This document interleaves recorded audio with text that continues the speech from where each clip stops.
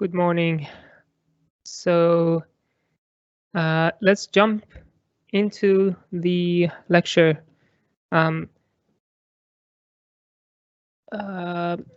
so we were talking about multiprocessors and their architecture and the differences between multiprocessors and uniprocessors. We started with heterogeneous multiprocessors and the asymmetry in them.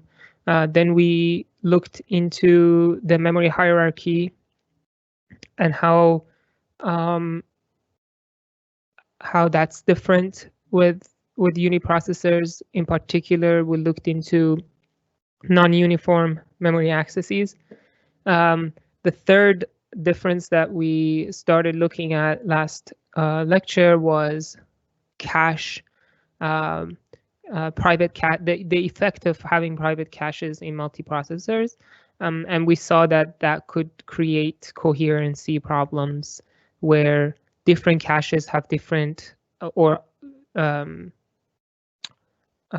outdated copies of the shared data, and that could potentially create problems.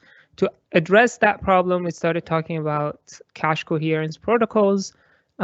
We talked about two invariants that every cache-coherence protocol has to implement, in particular, single writer, multiple readers invariant, and also the time intervals, and the fact that the value at each time interval should be at the beginning of each interval should be the value of that address at the end of the most recent read-write interval. Then we talked about defining states for each pair of CPU memory address. In particular, we looked into modified state, own state exclusive, shared, and invalid, and we defined them. And now the last thing I mentioned last lecture was the fact that different cache coherence protocols use a subset of these states when they want to implement. So these are 4 different cache coherence protocols. Usually the way that we name these protocols is basically by the number of states that they use, or by the states that they use. So this MSI protocol only uses modified state, shared state, and invalid state. And just by using these 3 states, it actually implements those 2 invariants. There are other protocols like MOESI, that uses all of these states. And there are trade-offs between them. So now let's look at one of them, actually, MSI. No, actually before that. So what's the big picture with cache coherence? You should have an idea right now of what it is. So we have this cache controller per CPU that is connected to the cache. And this, you could now think of it as your private cache for this CPU. So it has a cache controller. Now let's say that CPU wants to load or store an address, or store something to an address, or even read, modify, write instructions, some particular read, modify, write instruction. So all of these are memory instructions, so they get an address.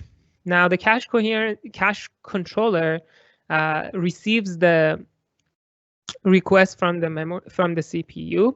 Now it actually checks the permissions that it has, this particular cache controller has for that particular address. So if it doesn't have the permission, let's say if it is invalid, or if it has to ask for read and write, for example, permission, it issues a coherence request to this interconnect network, which connects all the CPUs to each other.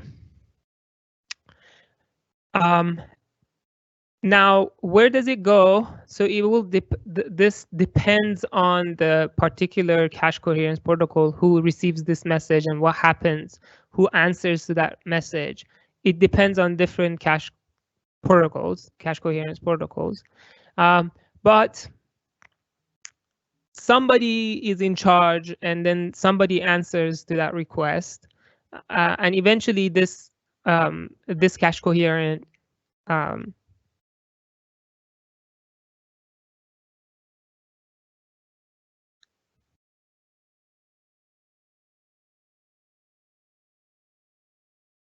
yeah, and eventually somebody answers to that request, right? So once the request is answered, the cache controller changes the state of this CPU for this address, and then answers to the CPU with the loaded value. Now let's look at one. So let's look at actually the sorts of requests that cache controller can send. So these are the usual requests that you might see. These are very common requests in most of the cache coherence protocols. You could ask for get shared. So this basically means that I want to obtain this block. Where the thing about this is that it depends on what's the granularity of your cache. So it could be, so far I have been saying that it's a pair of CPU and an address. Usually the granularity is not just 1 byte, it's a block of bytes, and that depends on the granularity of your cache. So let's talk about blocks. It could be 1 byte, it could be 4 bytes, it could be whatever number of bytes that your system supports. So this gets shared, it obtains shared state for this particular block. So after this request issued, everybody knows that this core wants to obtain shared state for this particular block. The same with get modified. Basically, it means that I want to have it in modified state. So if you have put messages, usually are evictions. So let's say, as we talked about, cache is limited. So let's say you want to bring new data, so you have to evict a block. Now, depending on where the state of this block, if you had this block in shared, you issue put shared request, meaning that I want to evict this block that I had it in shared state, or I want to evict this block that I had it in exclusive state, or I want to evict this block that I had it in owned state. There is also modified for all of these. And then you have the upgrade, which basically upgrades a block in shared. I think there's a typo here. This should be read and write state, not read only. I will check and update if this is a mistake. I think it is. So this should be read write state. But anyways, so upgrade is basically, let's say you have this state for on shared or owned, and now you want to modify it. So you just issue an upgrade, which basically means that I want to get the state from read only to read and write. Okay, now let's look at one of like the 2 categories of cache coherence protocols. There are 2 main categories. One is the snooping cache coherence protocols. So if I go back to this slide where, yeah, here, that I had this interconnect here, and I said that you will send this request to this interconnect. Now, who answers, who receives these messages? So we're gonna focus on this part with A snooping coherence protocols, we're going to actually connect all CPUs to each other on a single wire, and then everybody will broadcast their messages to everybody else. So all CPUs are going, or all cache controllers are going to receive messages from all the other cache controllers. And that's why it's called the snooping, because there is a wire that connects everybody to each other, and then everyone has to basically listen to this wire constantly. Now, we will see another type of cache coherence protocols that is called directory-based cache coherence protocols. In those, there is only one unit that is called directory that receives messages. So everybody sends their messages to a single node instead of sending it to everybody else. So these are two sets of protocols. Now,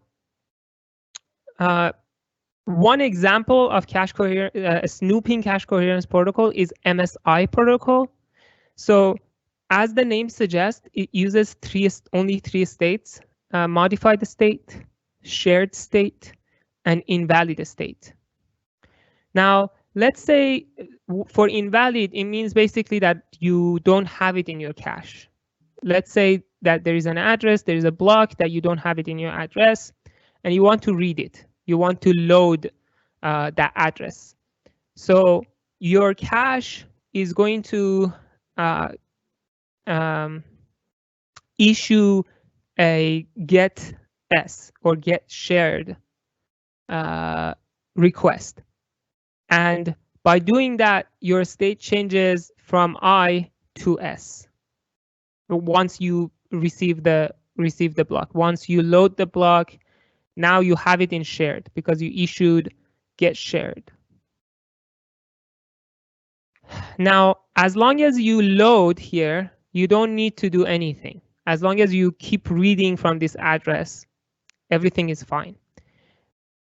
So in this diagram, you will see two lines. The first line is things that are local, and the second line is things that are global, related to others.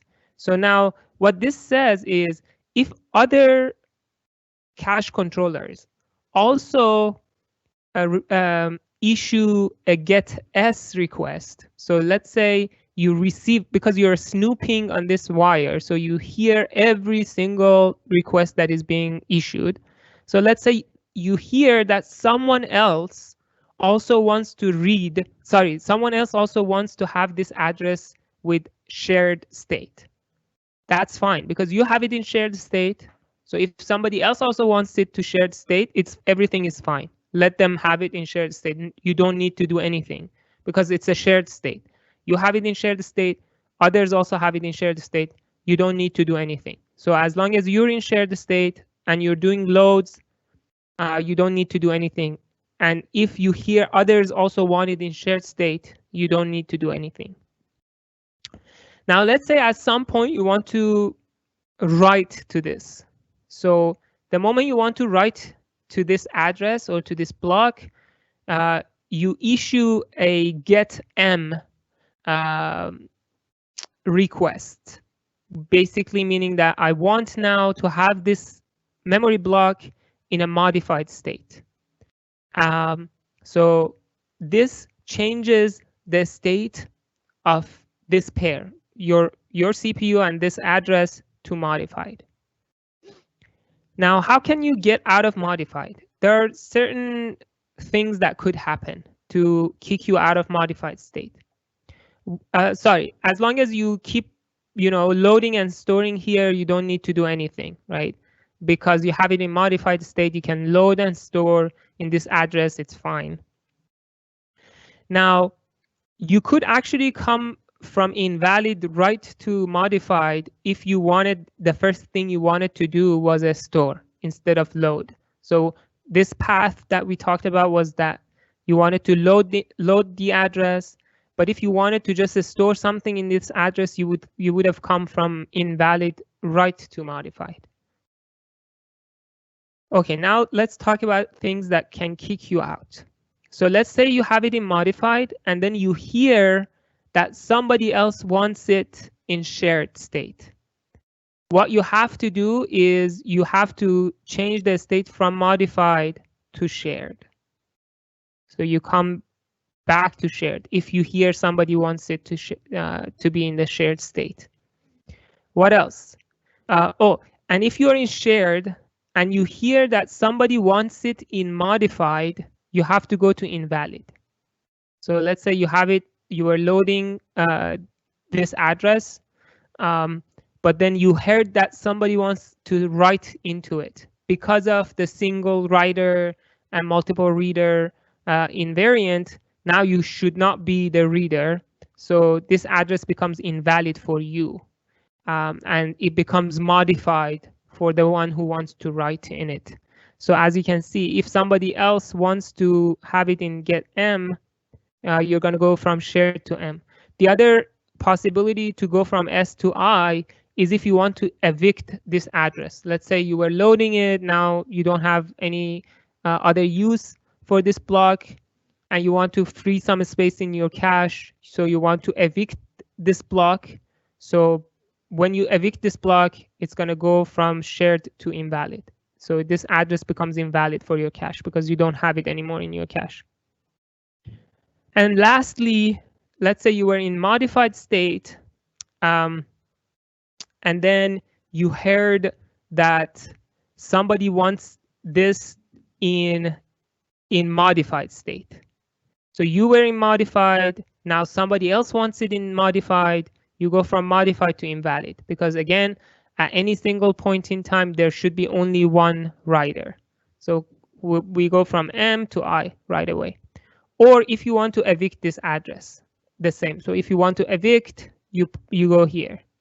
The other thing that could happen is if you want to, if you want to evict it, you just issue put M and go from here to here. Okay, so hopefully this explains in again the topic of cache coherence protocols is usually half of a advanced computer architecture course. So we're just scratching the surface. We're just getting familiar with the topic. I'm not expecting you to know a lot about, cache coherence protocols and stuff. So this is just to tell you one example of one cache coherence, a snooping cache coherence protocol.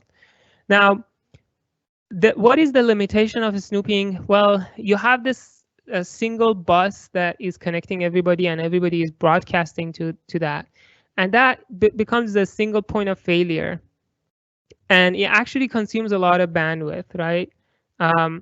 Because everybody is broadcasting basically on this wire, and if you are an electrical engineer, you know how hard it is to have a shared wire between bunch of controllers. So this actually makes this design very limited in terms of scalability. So it's good if you have a small system, let's say 4 cores, 8 cores, 16 cores. But as the number of cores increases, the overhead actually increases exponentially. So this is basically not a good design if you have a system with hundreds of cores. It's not going to scale well. Although they have been able to do it for 128 with a lot of optimization, I assume, but this is the largest they could extend this protocol to. So as an alternative to snooping protocols, as I mentioned, there is this other type of protocols that is called directory-based protocols. And the main idea is, instead of broadcasting to everyone, you make someone to be the housekeeper, to basically have records of the state of cache, a state of each block on each one of the core's caches. And everybody who wants to read or write to a cache block will communicate to the directory, and then the directory will direct it to the owner of that block, let's say if some other core has that block in a modified state, you contact the directory. Directory tells you that this other core has it in modified. You have to contact that core, and then you just directly contact that core and communicate with that core. So that brings down the bandwidth that is required of cache-coherence protocols. There would be more messages, however, because of all the communications, but at least you have direct messages, and it's very much scalable compared to snooping protocols. And that's basically all I'm going to say about directory-based cache coherence protocols. Now I'm going to take a detour and talk about coherence and consistency. Sometimes people actually miss these two topics and mix them actually up. So cache coherence and coherence in particular concerns only one memory location, as I mentioned, right? We're talking about just a single location. And we're concerned about different caches having different copies of this particular location. So it's about one location in memory, and we don't want people to have different copies of it. And the way we do it is by those two invariants. We just want to implement those two invariants, and that's it. The thing about this this problem is that caches are supposed to be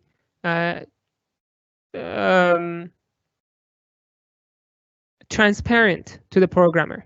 So when you are writing a code for an x86 architecture, you don't really know how much cache the processor that will eventually run your program will have, because it's not in the architecture, in the ISA of your processor. So different processors could have different caches, and it should be transparent to the programmer. This is a micro architecture, not an architecture characteristic. So as a result, programmer shouldn't even know about caches, let alone, you know, worrying about what's going to happen in private caches. So this basically means that cache coherence is a problem that hardware has to address, because software doesn't know about caches. Cache, we added it in hardware, and we have to support it in hardware. Now, there is another issue that actually programmers should know about and have to be concerned about, and that is the consistency problem. Now, consistency, as opposed to coherence, concerns about all memory locations. It's not just about one particular location, it's about all locations. Consistency defines an order of all the loads and stores that you're gonna see in the memory, and it's a visible thing to the software. That's why when you're programming for an architecture, you have to know its consistency model. Now, here's an example to just make it more clear what I mean by consistency. Now, let's say I have two CPUs, CPU 1 and CPU 2. CPU 1 is making two stores. So data is becoming new and flag is becoming set. And then CPU 2 is loading, has a load, a branch, and another load. So in this example, CPU 2 is issuing 2 loads, and CPU 1 is issuing 2 stores. Now, consistency talks about the order of all these memory requests. What is the order of these 4 requests that is going to be received in the memory? So they're issuing these, let's say, is it a valid order for the memory to see L1 first, S2 second, L2 third, and S1 last? So this is one order. L1, S2, L2, S1.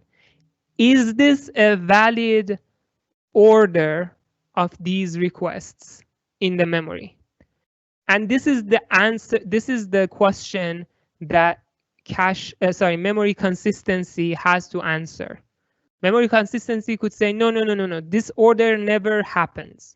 So if the programmer knows that this order never happens, then you program differently than if you think that this could happen, right?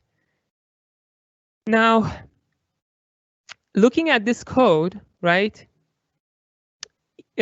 intuitively, you would think that this this R2, let's look at the logic behind CPU2. CPU2 is loading this flag, and then checking if the flag is not set, it just goes back and load the flag again, right? So when the flag is set, then it loads data. Now, if we look at CPU1 that is writing to these, you would expect that flag would be set after data is changed to new. So you would assume that if we are getting out of this branch, which is checking if flag is set, well, it should be that the data is new, right? Because S1 happened before S2. So you would intuitively assume that, okay, R2 at the end should be new, should be this new data. But is it? And that's basically the order I was talking about, L1. What if the order that happens is L1, S2, L2, and then S1? In that case, L2 would be just 0 instead of new. So this is what memory consistency is all about. And by the way, coherence doesn't say anything about the value of R2 because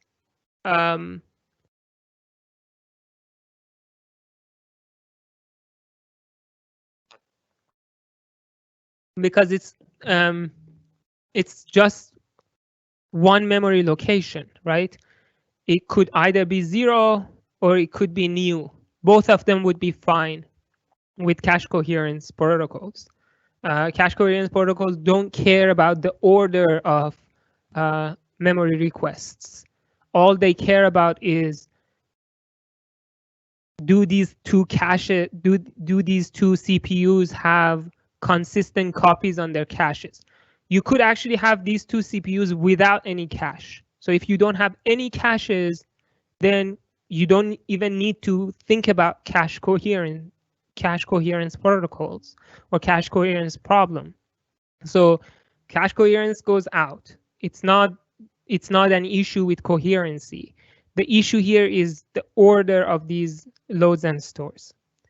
Now, there are different different memory consistency models. The most famous one and the most intuitive one, if you wish, is sequential consistency. So you can read the meaning of sequential consistency, but in essence, if I were to define as memory consistency, sequential consistency basically means that all the memory references that are issued from each CPU. So let's say I have a list of all the references to my memory from all the CPUs, right? Let's say I have 100 requests from 10 cores. So these 10 cores are issuing requests. Let's say each one of them 10 requests, and I ordered them. This is the order that I'm receiving in memory. So I have 100 requests. Now, I look at this 100 requests. I say, OK, let's remove all the requests from core 2 to core 9. Wherever you see requests from them, remove them. Now, I'm only looking at this ordered list, and I'm looking only at requests from core 1. Now, if I look at these requests in the final order, I want them to be ordered the same way that the programmer wrote a program for CPU1. So I want the requests to be ordered the same order that the programmer ordered them. And now I do the same thing. Now I say, okay, let's go back, look at the list, remove core 1, core 3 to core 10, and only look at the requests from core 2 in this final order, and look at the order of them. I want that to be the same as the order that was issued by the program in core 2 and core 3 and core 4 and core 5. That's basically what it is. So this is an example, going back to the example we saw. So CPU1 issues S1 and S2. So if this is the memory order that I'm receiving, I want S2 to happen after S1. Now I don't care how requests from CPU2 are interleaving between these two memory references. All I care about is these two being ordered. And if I look at CPU2, I want these guys to be ordered. So as long as you order these individually correctly, it doesn't matter how you interleave them together. That doesn't matter, as long as they are ordered individually. So as you can see here, this is one interleaving. This is another one that is also sequentially consistent, right? I just moved this request from here to here. So its order in the memory order changed, but it didn't change anything with regard to the ordering of CPU1, and that's fine. This, however, would not be fine. So if this happens after L2, that means that the requests from CPU2 are not ordered. So it's not sequentially consistent. So that's all that is with sequential consistency. Now you might think that, oh, okay, this is how we have been thinking about memory requests. Isn't it always true? Isn't it the consistency model for every processor that we're using? You'd be surprised. It's actually not the one I just described is not the memory consistency for most of the CPUs that you're using today.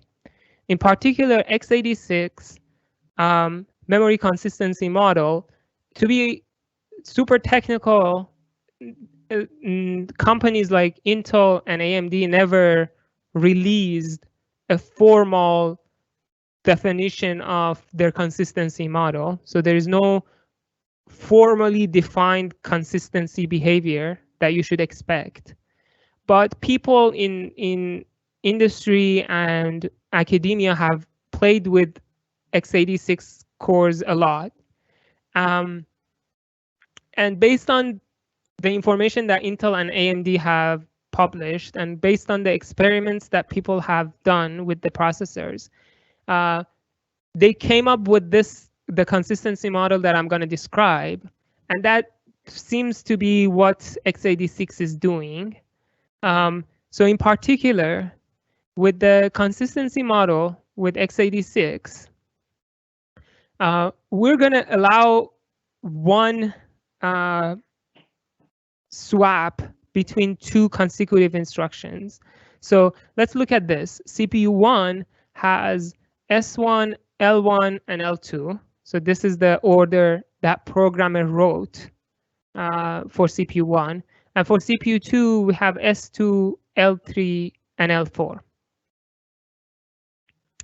Now, with x86 memory consistency, we're going to allow this load that happens after this store to appear, yeah, we're going to allow this store that happens before this load to appear after this load. And that would be allowed under x86 consistency.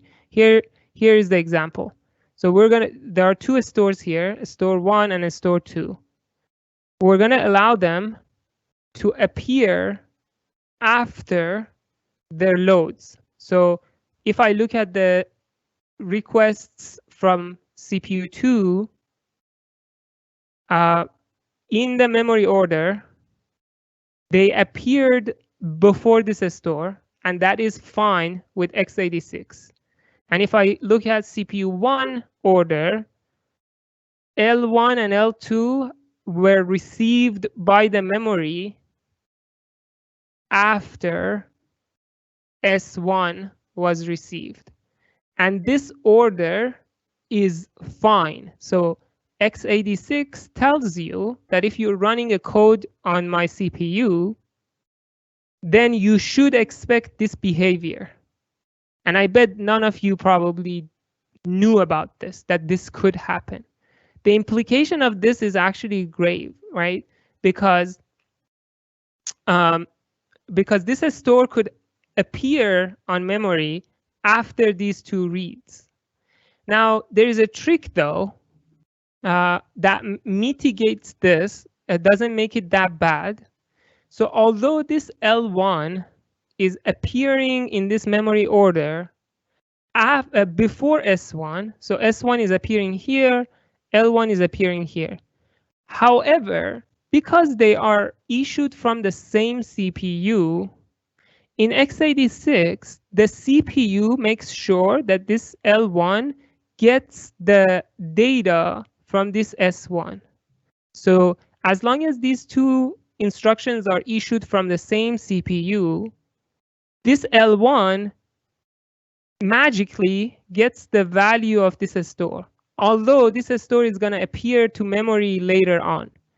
And the way that this is implemented, for those of you who have taken computer architecture, it usually happens by putting a buffer before the memory. So as the stores execute, we put the result of the store in a buffer, and this buffer is before memory. So now it takes time for this buffer to write its data to memory, because it takes time to go and write to memory. Now, if I have a load coming, I will direct this load to go through this buffer before going to the memory. So this load goes to the buffer, sees that, oh, there is actually a data that I want to load that was written before, and it's still in this buffer. So it reads it from the buffer. It doesn't go and read it from memory. That's why this load gets the data from a store, appears to happen here in the memory order, where this store takes time to appear here. But this is only for instructions from the same CPU, not instructions from other CPUs. So anyways, this is basically the x86 memory consistency, if you didn't know. And it's different from sequential consistency. OK, so now we're sort of done with cache coherency and memory consistency. Let's go back and revisit some of the things that we talked about in multi-threaded kernels. In particular, we want to look at multi-threading now on multiprocessors. We have been looking at multi-threading in a uniprocessor system. Now we want to look at it in multiprocessor system, given all the things that I just talked about. We will see how those impact multi-threading in multiprocessors. So let's start with the obvious. Multi-threading doesn't guarantee performance, right? So you should soon realize that if you have thousands of threads, doesn't mean that your program is going to be 1,000 times faster. Because these threads have overheads. You might have locks, so you might have sequential execution. You might have other threads in your system. You might not have enough CPUs. to run all your threads, and so on and so forth. So overhead is one thing. Just creating and scheduling and managing all these threads could introduce overhead in your system, and that could slow down your system. The other thing that I mentioned is lock contention. So if you have locks in your multi-threaded program, now doesn't really matter how many threads you have. If you have a mutex, only one thread can be in the critical section. Now all those thousands of threads that you created have to wait for just one of them to finish the critical section so that the other one goes. So it's basically you have like a really wide bandwidth, and then it just goes to go from like all those 1,000 threads to only one thread getting out of this mutex or this critical section. So everybody has to wait. The other thing is communication of shared data. Now, if it happens that you start running different threads on different CPUs, you will have the situation that we described with cache coherency, right? Now, if one thread writes stuff in the critical section and then another thread on another CPU wants to read it, then the data from this cache should be communicated to the data on this CPU. And this just pinging the data back and forth between these two CPUs is going to take a lot of time. The same with their memories, right? If they write to their local memory and then somebody else wants to read it from that memory, that's, again, communication of shared data between the CPUs. That is going to be hard and time-consuming. And finally, the issue of false sharing.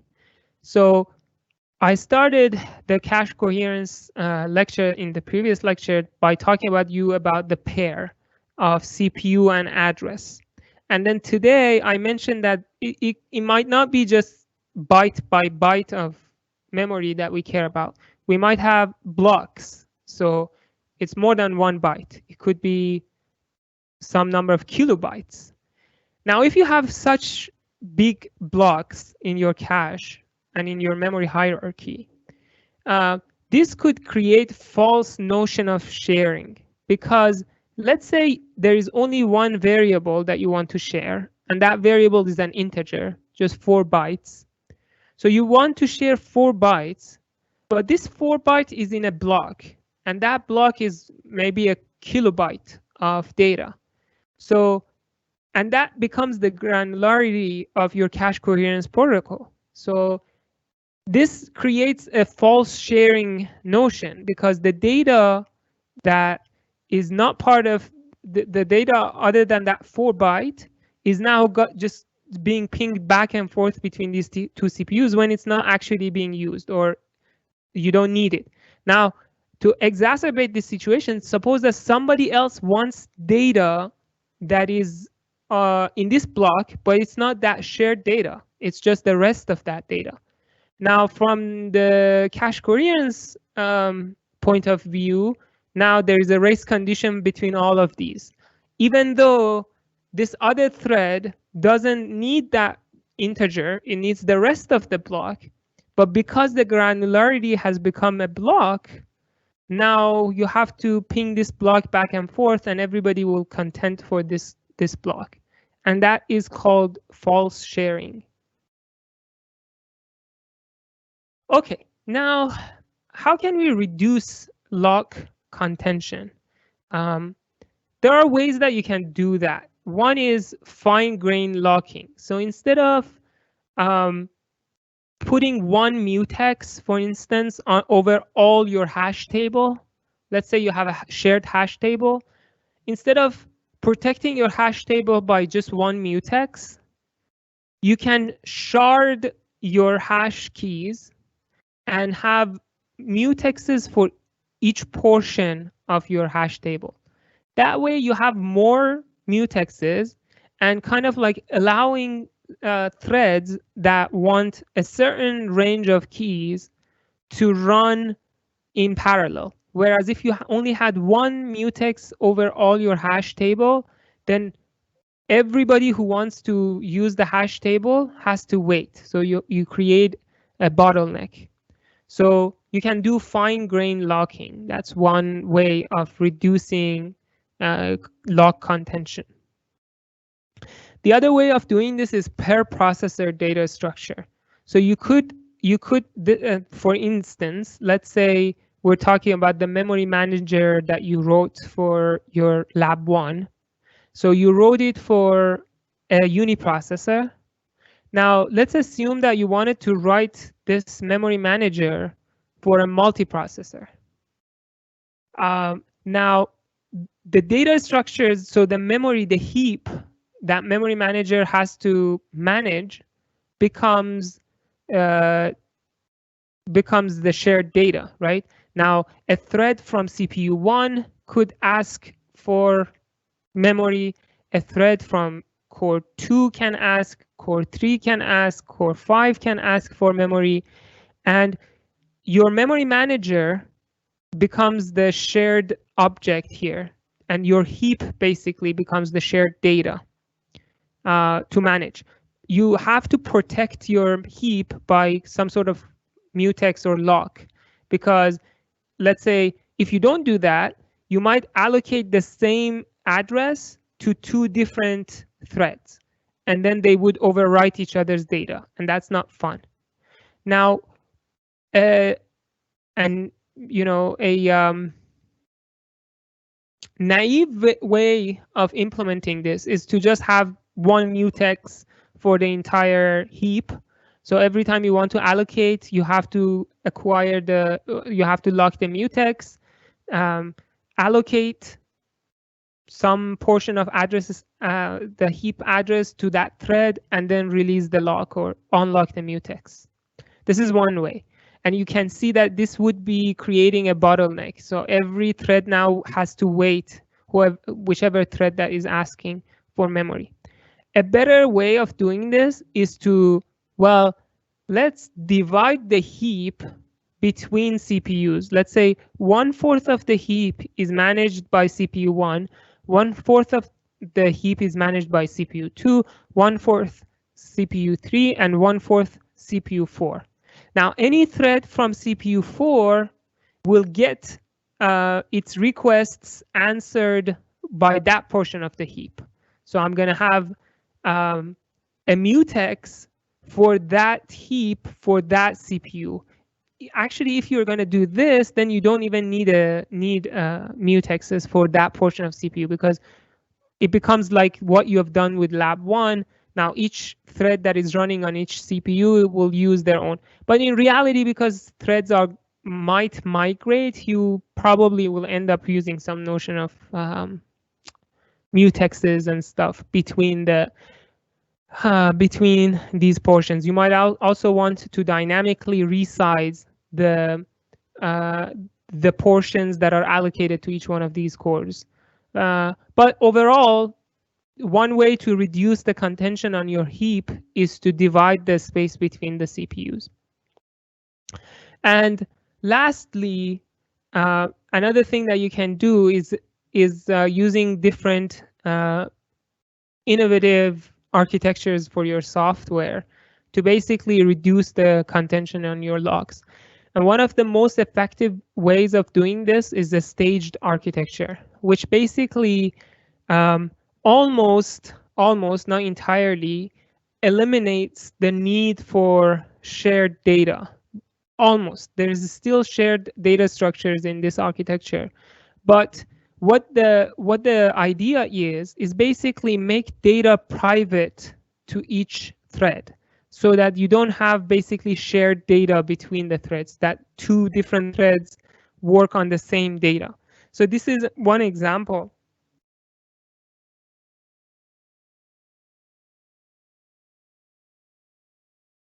Let's say you want to write a web application that receive requests for pages. Now you could have dynamic pages and you could have static pages in your web server. So you receive a request, you parse the request, You find out if it is a static or dynamic, and then you respond by sending the page back. Now, one way of doing this, writing this application, is something like this. So your clients would send requests. So you put one thread here, a master thread, that receives requests and creates, requests for the entire system and puts them in a queue. So there is no contention here. There is no shared data here to be seen. Then you create a pool of threads that would dequeue requests from this queue. So each one of them gets one of these requests. So this is where I'm, cheating, because this queue becomes shared data, but each one of these threads is going to just get one of them. So there is at least no contention between two threads working on the same request. So each thread is working on a separate request. So that request becomes a private data to that thread. So basically in this architecture, the only shared objects are these queues, and that's it. The data flow in the application is not shared. So each thread is going to work with its own data. And then these threads would read and parse these requests and put them in static pages or dynamic pages. And then you have, for static pages, you have, again, another thread pool that would read them and create pages. And then you have threads that would get these created pages and then send them to the client. So again, each thread in this architecture works on its own data. They don't compete to work on the same data together, and that reduces dramatically the amount of contention on shared data. Now, let's say, what if we do all of this that you said, right? Let's say I have done everything that was mentioned in the previous slide, all the three methods, and I still have a system that is slow, and it has log contention. Is there anything else I can do? And the answer is yes. So we're going to actually now look at different types of locks. So far we have been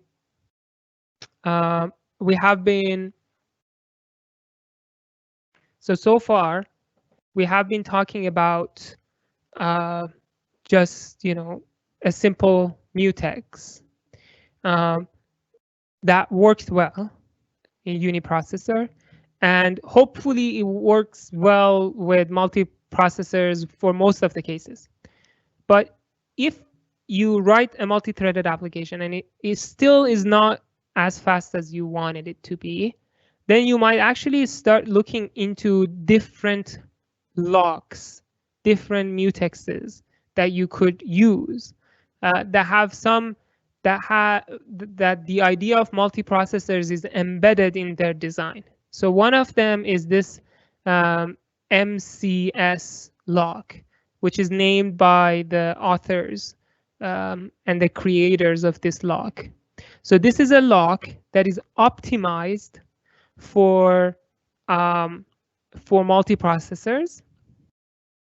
The other lock that is, again, that could be used for multiprocessors is called RCU lock, read copy update lock. And actually this lock is very much used in Linux kernel for multiprocessors. And with this lock has a, it's kind of, if you want to use it, you have to be an expert programmer, and you have to use the lock with your own risk, because it actually puts a lot of burden on the programmer when it comes to using the lock. It's not as benign as semaphores and mutexes. So the programmer should exactly know what this lock does. Sorry. So this lock in particular gives priority to readers and punishes writers. So it's desirable for situations where you have a lot of reads but not much writes. So let's say you have a data structure that is used in a multi-threaded and multiprocessor system, but most of the requests for this data object is read requests. And every once in a while, you might actually update the data. So this block becomes something that you might want to look into. OK.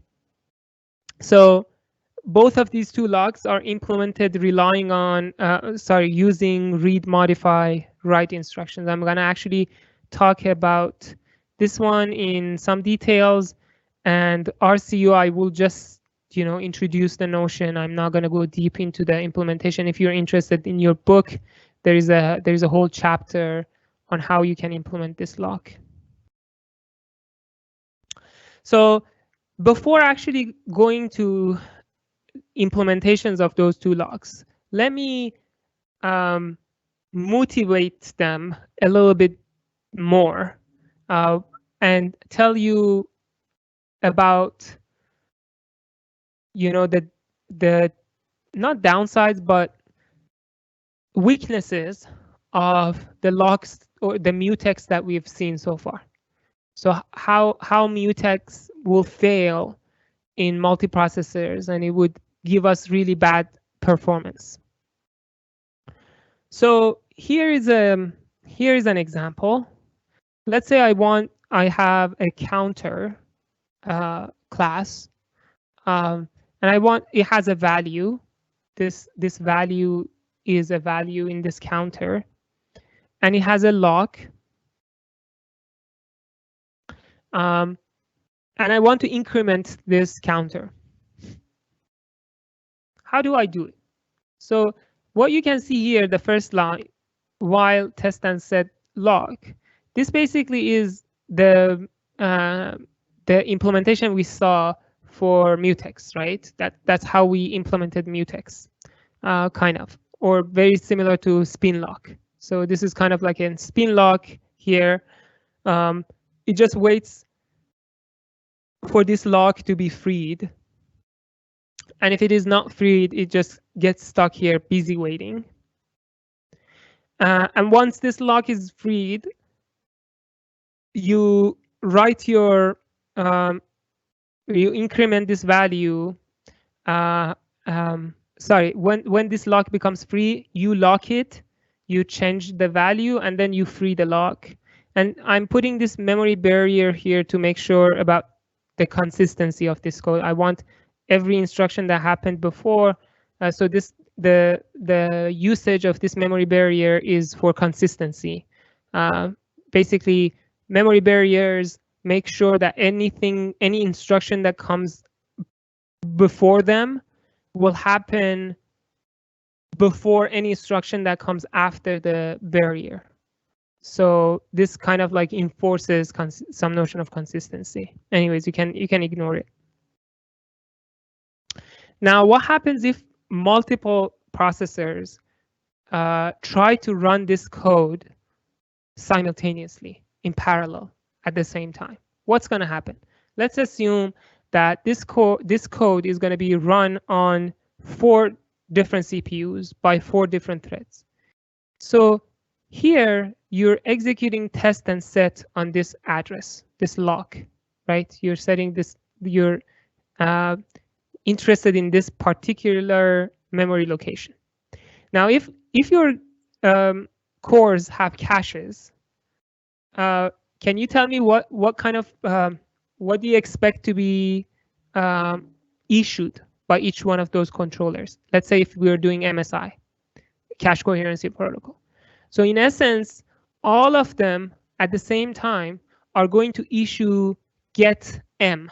They all want to modify this location. They want to write in it. They want to read and write to this address. So all of them at the same time are going to issue get M. So one of them is going to win, right? One of them is going to get it in that location. But it's going to actually take a lot of time for one of them to win, because they're going to compete. This one gets it, this one interferes, this one requests, this one, like, a lot of requests are being sent for this same address. So all of them are trying to basically get this memory location with exclusive access, because they want to read and write to it. So that's one. Now let's say one of them wins eventually and locks this. Now let's talk about this one, when one of them wants to free this. So in order for you to free this, you have to again acquire this location. Your cache-coherence protocol, your cache-coherence protocol has to get this address again exclusively to write to it. Can it? What's going to happen?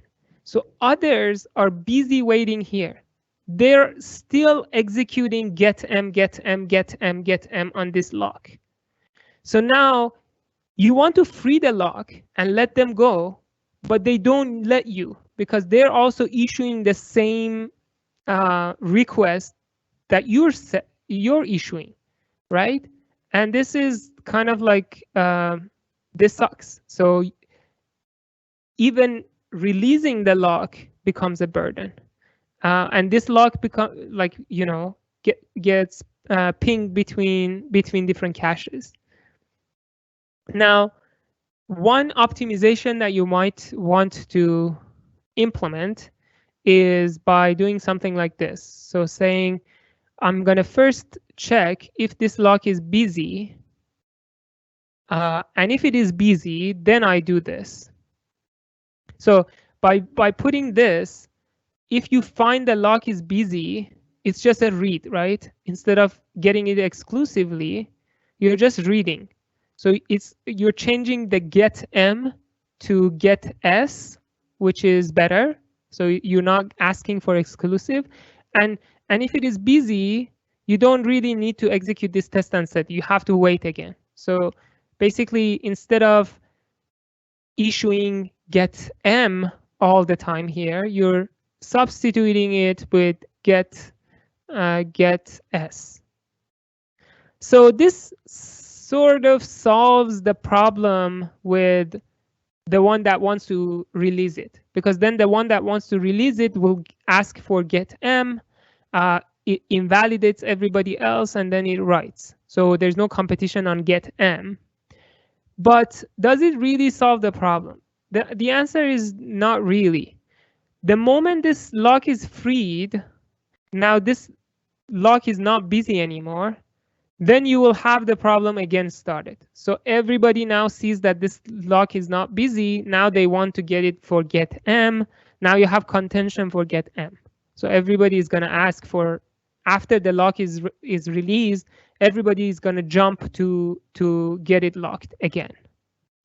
So I got a question. Would this be implemented by the programmer or the OS? It's going to be implemented by the OS. So the software library. So we will see the implementation in a bit. So we're going to implement either the operating system or system libraries are going to implement this MCI lock. So okay, so this actually shows you that this lock is not going to work this way. So this is like a hacky solution. What should we do then? This is where we where we have to look into other types of locks.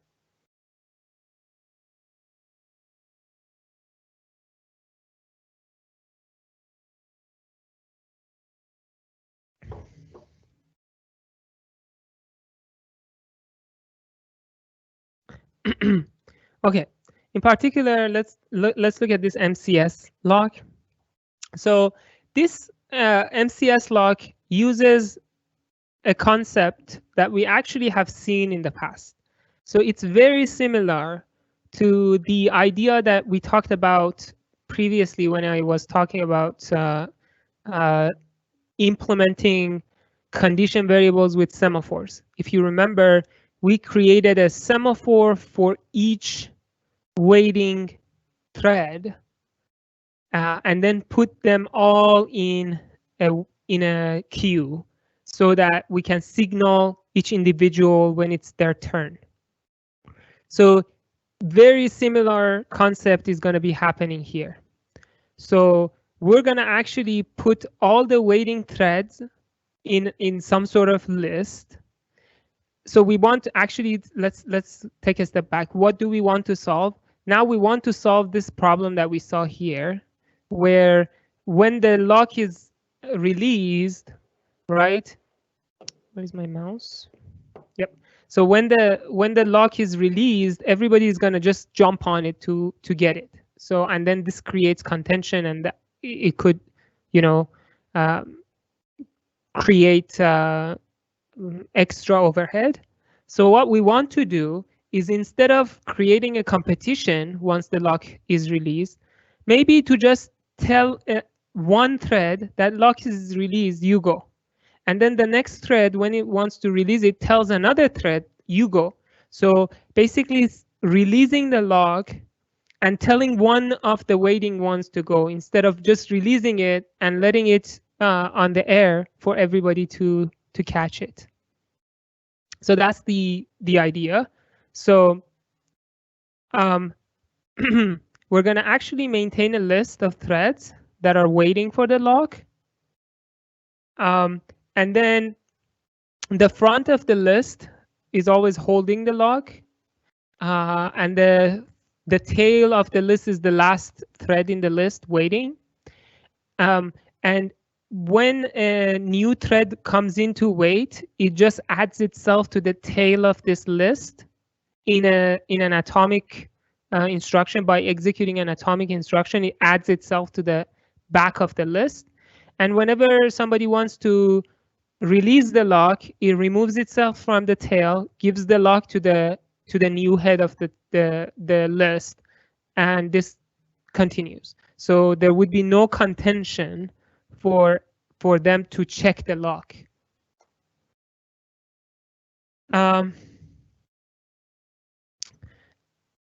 Yeah, so and then we're passing this lock by setting a flag for the next thread in the line.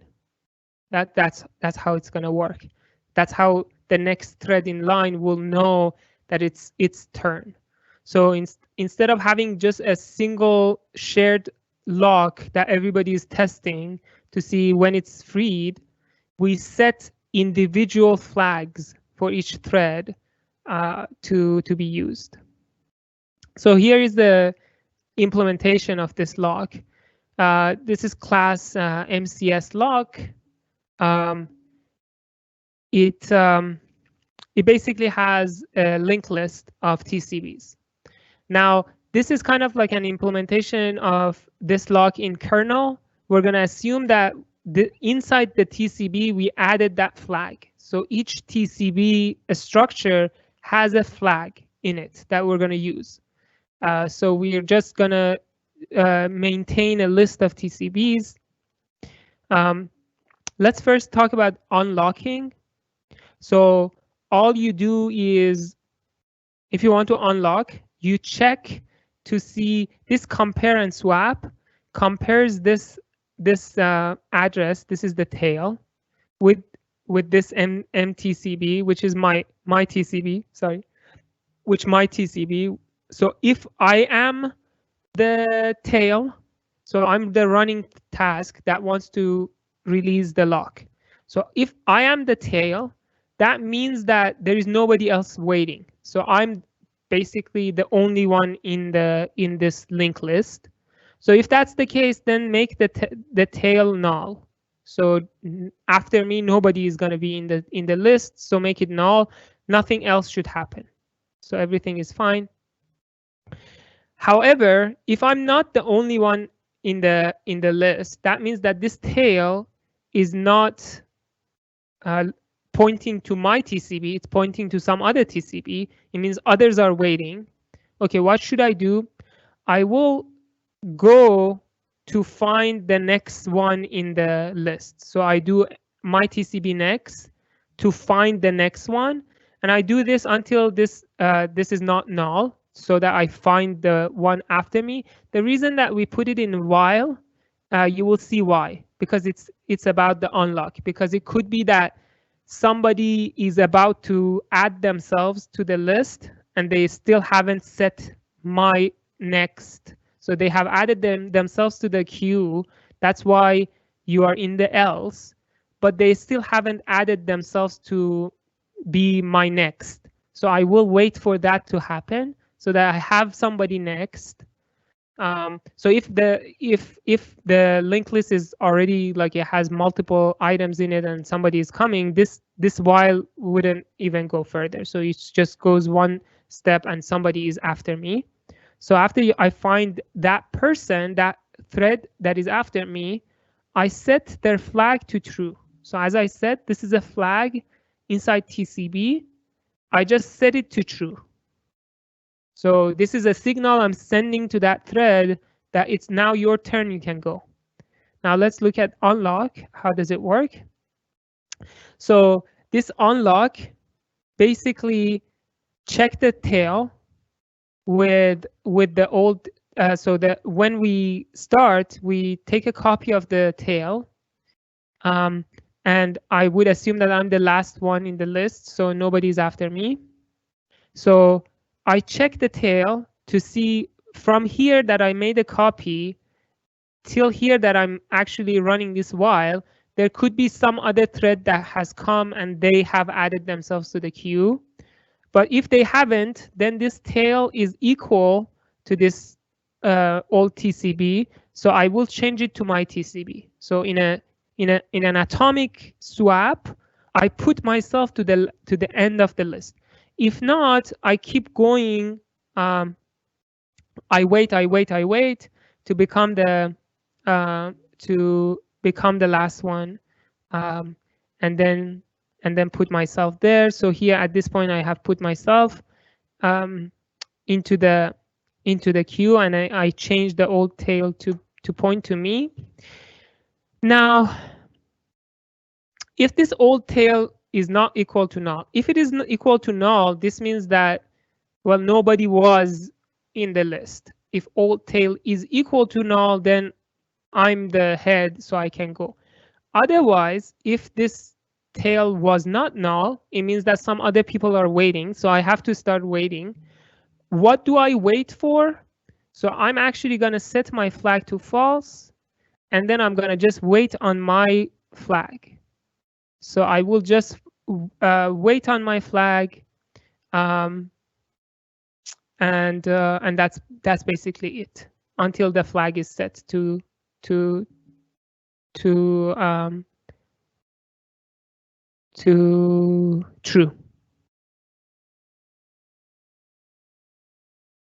Yes, sorry. This should be need to wait is basically MCF flag.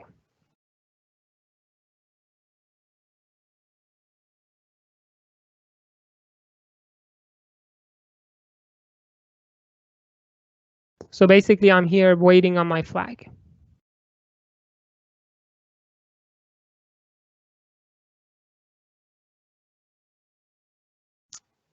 So here, I'm just waiting on my own flag. So this is how we basically eliminated the need for everyone to check the shared lock. Now, everybody is just looking at their own flag in their own TCB. And this is where we're saving basically time and overhead. And this is a nice graph to end this discussion. So this is basically comparing the time to execute a critical section with different locks, with test and set, with test and set. So this is the first implementation. This is the second implementation we talked about. And this is the MCS lock. So on the x-axis, I have number of processors. And on the y-axis is the execution time. So as you can see, for let's say 15 processors, the test and set, it takes a lot of time because of that contention to acquire the lock or to release the lock. Test and test and set is a little bit better, but still linearly increasing. Whereas the MCS lock, you can see that it has a flat curve, meaning that it's not impacted by extra number of CPUs to be added because they don't have shared data to compete over. So there is no lock contention. As a result, this is basically flat.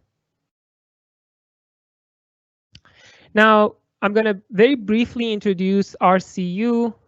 So this is used when you need really fast reads to share data, but you don't care much about writes. So the reads are going to just proceed reading without acquiring a lock. So it's kind of like lock-free. But then for writes, they have to acquire a lock. The way it works is that they have to make a copy of old data. They update their copy, and then when they're ready to publish their updates, it takes time, and they announce the update, and then the scheduler will wait for some time until the data is published, and then the old data is garbage collected. So as a result, there might be multiple copies of data at the same time in the system. So the readers could see old or new versions of the data. And that's why I said if you want to use this lock, you have to use it by your own risk, taking the risk. You have to really know what this lock is doing. And it has to be integrated with the thread scheduler, as you will see in this example. So this is an example just overviewing the lock. So on here, I have the time on the x-axis. Let's say a thread wants to write at this time, at this point here. It makes a copy, and then it does update its copy of the data.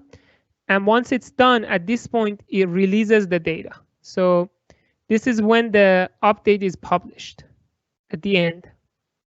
Now, you might have reads that happened before this data was published.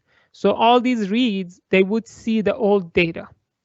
Now, if you have a read that started before this data was published, now this read could see either the old data or it might see the new published data.